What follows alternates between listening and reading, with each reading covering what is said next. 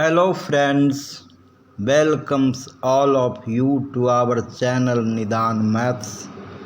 Here there is a question before us, that is, prove that root 3 is an irrational number. In Hindi सिद्ध करें कि root 3 एक अपरिमेय संख्या है। यह सिद्ध करने के लिए कि रूट 3 एक अपरिमेय संख्या है, हम विरोधाभासी विधि या मेथड ऑफ कंट्राडिक्शन का प्रयोग करेंगे। विरोधाभासी विधि या मेथड ऑफ कंट्राडिक्शन में जो सिद्ध करना रहता है, ठीक उसका विपरीत अपोजिट या उल्टा मानकर चलते हैं। अब आते हैं सवाल के हल पर। हल या सॉल्यूशन, यदि संभव हो तो मान लिया कि रूट 3 एक परिमेय संख्या है। सवाल में अपरिमेय सिद्ध करना है, इसलिए उसका ठीक विपरीत अपरिमेय को उल्टा, अपरिमेय का उल्टा या अपोजिट परिमेय मानकर सफ़र तय करना होता है। अपरिमेय यानी इरेशनल सिद्ध करना है तो हम रेशनल मानकर चलते हैं। लिखा है कि यदि संभव हो तो मान लिया कि रूट 3 एक परिमेय संख्या है, और जब परिमेय माना है हम, तो परिमेय संख्या के परिभाषा के अनुसार, परिमेय संख्या का परिभाषा तो हम जानते हैं कि जिस संख्या को P/Q के रूप में निरूपित किया जाता है वही परिमेय संख्या होता है। तो परिमेय संख्या के परिभाषा के अनुसार रूट 3 को P/Q के रूप में व्यक्त किया जा सकता है।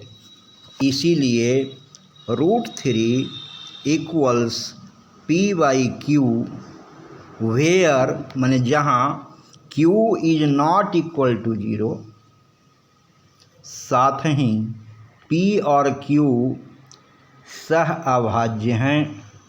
सहअभाज्य का मतलब P/Q अपने लघुत्तम या न्यूनतम रूप में है। मीन्स P और Q में उभयनिष्ठ गुणनखंड या कॉमन फैक्टर एक के अलावे कुछ और नहीं है।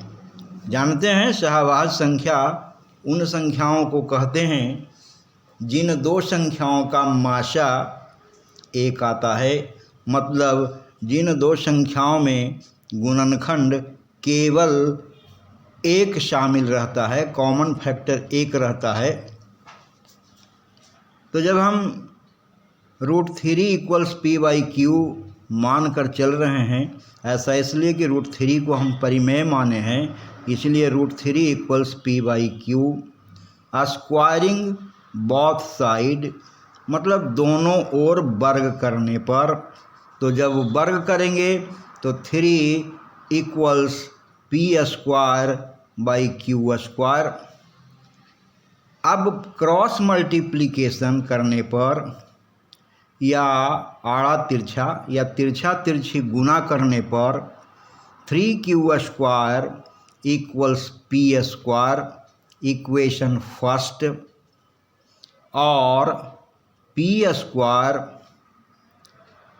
3 से विभाज्य है या डिविजिबल है, या P² 3 से कटता है।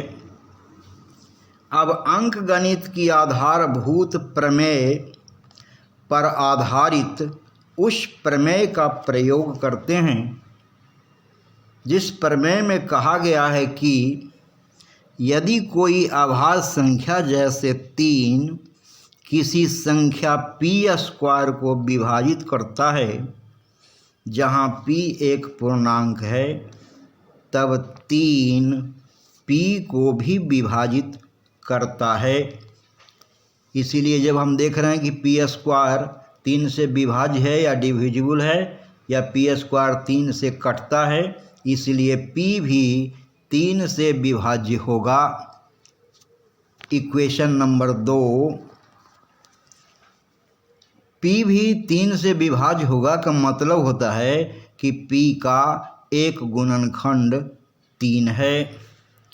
इसीलिए पी को 3k के रूप में लिखा जा सकता है, जहाँ k एक पूर्णांक है।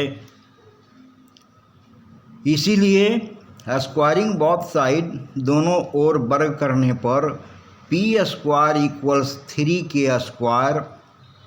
इक्वेशन फर्स्ट से पी स्क्वायर का अब मान रखते हैं, तो पी स्क्वायर के जगह पर इक्वेशन फर्स्ट से पी स्क्वायर का वैल्यू 3q स्क्वायर लिख दिया, या 3q square equals 9k square, और q square equals 3k square. Show q square 3 से डिविजिबल है या विभाज्य है, या q स्क्वायर 3 से कट जाता है, इसलिए q भी 3 से विभाज्य होगा।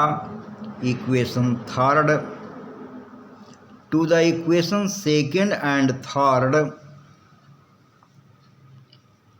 To the equation second and third माने इक्वेशन सेकेंड और थर्ड से P और Q सहअभाज्य नहीं है। सहअभाज्य क्यों नहीं है? क्योंकि P और Q दोनों में कॉमन फैक्टर 1 के अलावा 3 भी है। P और Q में उभयनिष्ठ गुणनखंड 1 के अलावा 3 भी है, क्योंकि दोनों 3 से विभाज्य है या दोनों 3 से कटता है। शो √3 को परिमेय संख्या मानना गलत था, इसीलिए √3 एक अपरिमेय संख्या है। प्रूव्ड। प्रेजेंटेशन पसंद आने पर लाइक, कमेंट्स, प्रश्न पूछना तो बनता ही है, साथ ही साथ किस टॉपिक पे आपको वीडियो हमसे चाहिए या मुझसे चाहिए उसकी डिमांड करना भी आपका कर्तव्य बनता है। धन्यवाद। Thanks to all of you very much.